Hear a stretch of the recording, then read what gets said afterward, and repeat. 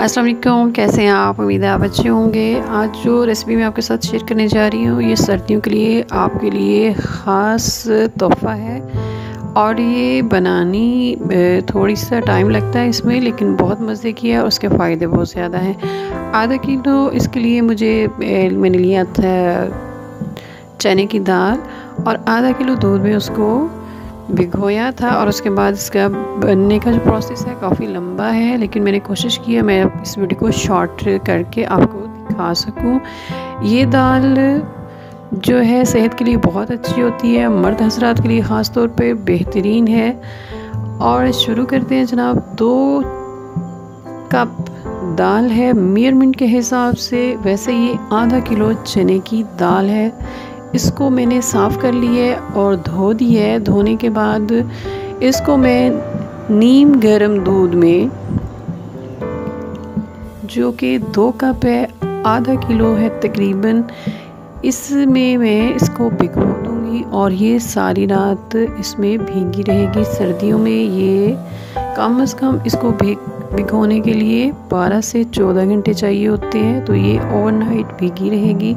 सुबह ये देखिए ये इस तरह हो गई है, ये बहुत अच्छे तरीके से भीगी गई है। अब ये नरम हो गई है। इसको मैं छान लूँगी इस तरह, ताकि इसका दूध जो है वो सारा निकल जाए। और अब इसको वॉश नहीं करना, इससे अगला जो प्रोसेस है वो इसी के साथ होगा।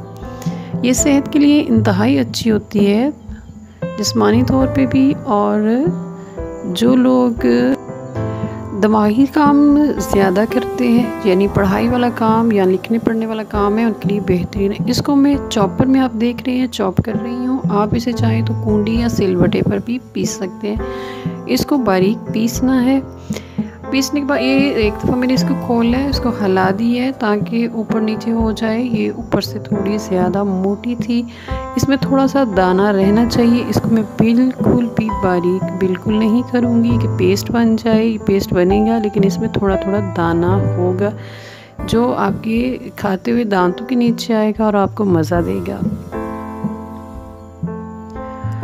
इस तरीके से हम अपनी दाल को पीस के रख लेती हैं और पीसने के बाद इसका ये एक दफ़ा इसको चम्मच के साथ उलट पुलट करें ताकि ये सारी स्ट्रेट हो जाए। आप इसको बाउल में निकाल लेते हैं, इस तरह बाउल में निकालें। माशाल्लाह बड़ी अच्छे तरीके से ये हमारी पिसी गई है, बिल्कुल बारीक बिल्कुल भी नहीं है। अब इसके मोटे मोटे से बड़े बड़े से लड्डू या पेड़े कह लें वो बनाएंगे। आसानी से 5 से 6 इसके बन जाएंगे। मोटे बनाने का फ़ायदा ये होगा जब हम इसे डीप फ्राई करेंगे तो ये टूटेंगे बिल्कुल नहीं, और ये टूट भी जाएं तो घबराने की ज़रूरत नहीं है। आराम से उन्हें फ्राई होने दें और फिर निकालें। इस तरीके से देखिए ये इसके 5 बड़े बड़े, काफ़ी बड़े बड़े से ये लड्डू हैं, तकरीबन मेरे हाथ की हथेली के बराबर के हैं। ये बन गए। आधा किलो देसी घी चाहिए हमें इसके लिए, यानी मिकदार हमारी आधा किलो की रहेगी। आधा किलो दाल, आधा किलो दूध और अब आधा किलो देसी घी। इसको ऐसे आराम से रखते जाइए। गर्म हो चुका है हमारा घी, अब हम इसको आराम से रखते जाएंगे इसमें और इसको डीप फ्राई करना है। एहतियात ये करनी है कि जब तक ये एक तरफ से अच्छी तरह बन नहीं जाएंगे, यानी कुछ ब्राउन ना हो जाए, तब तक इनकी साइड्स नहीं पलटनी, वरना ये टूट सकते हैं। ये इस तरह देखिए ये ब्राउन हो गया, तो अब मैंने इनकी साइड्स जो है चेंज करनी शुरू कर दी है। ये देखिए जनाब, ये इस तरह। वो एक मेरा जो पेड़ा है वो थोड़ा सा क्रैक हो गया है, थोड़ा सा टूट गया है, लेकिन कोई बात नहीं, उसको आराम से रहने दें, वो खुद ही ठीक हो जाएगा। उसको छेड़छाड़ करने की ज़रूरत नहीं होती। एक दफ़ा हिम्मत करके सर्दियों में बना लें, सारे साल आपको फ़ायदा रहेगा। खाते रहिए, पूरी फैमिली खाइए, अपने मियाँ साहब को बना के दीजिए, बच्चों खुद भी इसको ज़रूर खाइए। ये आपको ताकतवर रखेगा। आपको पता है जो चने की दाल होती है ये घोड़ों की खुराक होती है। घोड़ों को चने की दाल खिलाई जाती है और वो सेहतमंद रहते हैं, यानी एक्टिव रहते हैं, जिस्म उनका मजबूत रहता है। इसी पर तैयारशुदा जो हमारे ये लड्डू थे दाल के, अब हम इसको दोबारा पीसेंगे। उसके लिए फिर ये कहूँगी, अगर आपके पास चॉपर नहीं है तो भी घबराने की ज़रूरत नहीं। आप इसे कूंडी पे या सिलबट्टे पे आसानी से आप कर सकती हैं। किसी भी बर्तन में रख के इनको इजीली किया जा सकता है। ये जनाब हो गया हमारे रेडी। ये इसको भी बेहद ज़्यादा नहीं मैंने पीसा, मुश्किल से 1 से 2 मिनट के लिए, 1.5 मिनट के लिए मैंने इसको चलाया है। और आप ये उसी बचे हुए घी में जिसमें हमने पकोड़े फ्राई किए थे, लड्डू के जो हमने दाल के जो हमने पकोड़े बनाए थे और उनको बड़ा बड़ा करके हमने किया, तो उसी घी में, उसी कढ़ाई में, उसी घी में इसको अब दोबारा फ्राई करेंगे। अच्छी तरह फ्राई करना है इसको, इतना कि इसका कलर जो है वो चेंज होना शुरू हो जाएगा। मुसलसल हिलाते रहिए। 4 चम्मच पिसी हुई सौंफ इसमें मैं डाल रही हूँ।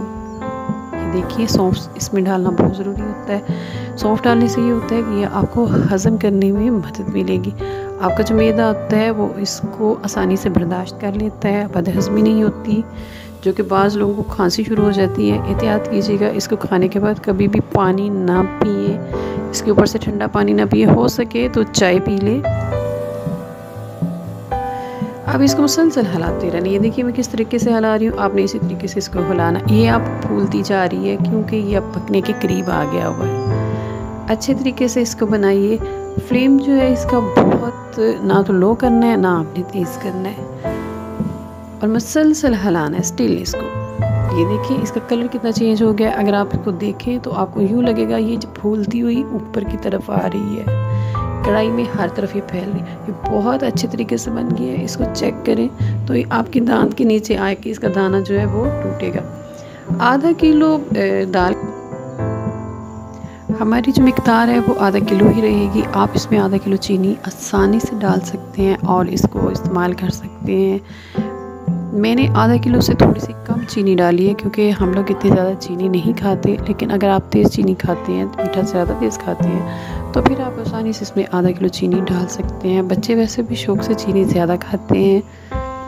आप इसको दोबारा अच्छी तरह भूनना है, आपने इसको फ्राई करें इतना कि अच्छी तरह ये रोस्ट हो जाए। ये देखिए इसका कलर बिल्कुल चेंज हो गया। फ्लेम मैंने बंद कर दी है जनाब, और इसको फ्लेम बंद करने के बाद भी कम से कम आपने 5 से 7 मिनट तक इसको हिलाते रहना होता है, ठीक है। फ्लेम बंद करने के बाद इसमें मैं ड्राई नट्स डालूँगी। गहरी है, बड़ी बड़ी काटी हुई। आप चाहें तो इसको बिल्कुल ग्राइंड करके बारीक पीस के इसमें डाल सकते हैं, वो भी बहुत अच्छी रहती है। और इसमें बादाम की गरी है और इसमें किशमिश है। ये सेहत के लिए तीनों चीज़ें बहुत ज़रूरी हैं। नारियल आपको अंदर से ताकत देता है, बादाम आपको मुकम्मल तौर पे फिट रखेगा, और चने की दाल आपको बहुत ही ज़्यादा मजबूती देगी। देसी घी खान जो होता है ये आपकी जो रगें हैं जिस्म के अंदर जमता नहीं है, इसलिए सेहत के लिए बहुत अच्छा होता है। देसी घी का इस्तेमाल करें, मक्खन का इस्तेमाल करें। ये देखिए बहुत ही मज़े के दार है, टेस्टी है, सर्दियों के लिए बेहतरीन है। बनाइए और इंजॉय कीजिए, और मुझे अपनी दुआओं में याद रखिएगा। मेरे चैनल को सब्सक्राइब करें, लाइक करें, शेयर करेंगे। फिर मिलेंगे नई और मज़े की रेसिपी के साथ। अपना ख्याल रखिएगा। अल्लाह हाफ़िज़।